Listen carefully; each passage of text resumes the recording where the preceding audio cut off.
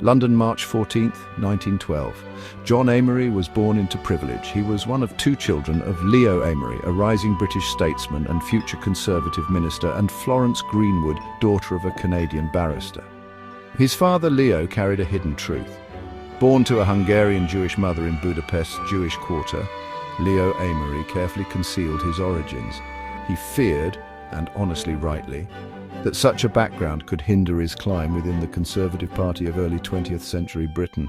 John, however, was never destined for the path his father walked. Unlike his peers, John spurned Oxford. He set his sights instead on the glamour of cinema.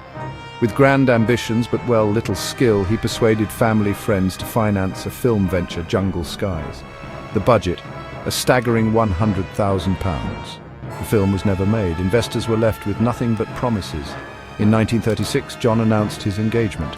His bride-to-be, Una Eveline Wing, was described by John as a wealthy actress, but in reality she was known to the police as a prostitute. The marriage in Greece shocked his family. Now living in Paris, the couple led an extravagant lifestyle, sustained by borrowed money and pawned valuables. But it was the coming of war that gave John Amery his infamous place in history. In Nazi Germany, John was a prize. A British aristocrat, son of a government minister who turned against his homeland.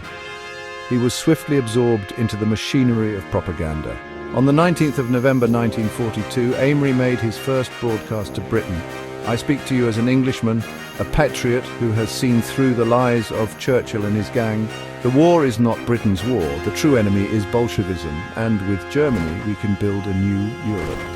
To the Germans, Amery was useful, a polished voice, a traitor's voice, aimed at demoralizing his countrymen. To the British, he was a disgrace. But Amery wanted more than speeches. He proposed the creation of a British unit to fight alongside the Germans on the Eastern Front, the so-called British Free Corps.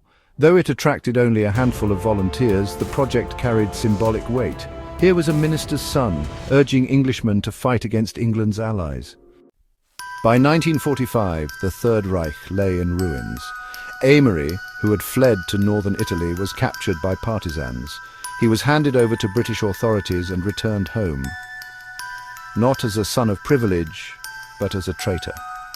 Charged with high treason, John Amery faced the ultimate penalty. Unlike many who sought lengthy trials, he surprised the court by pleading guilty.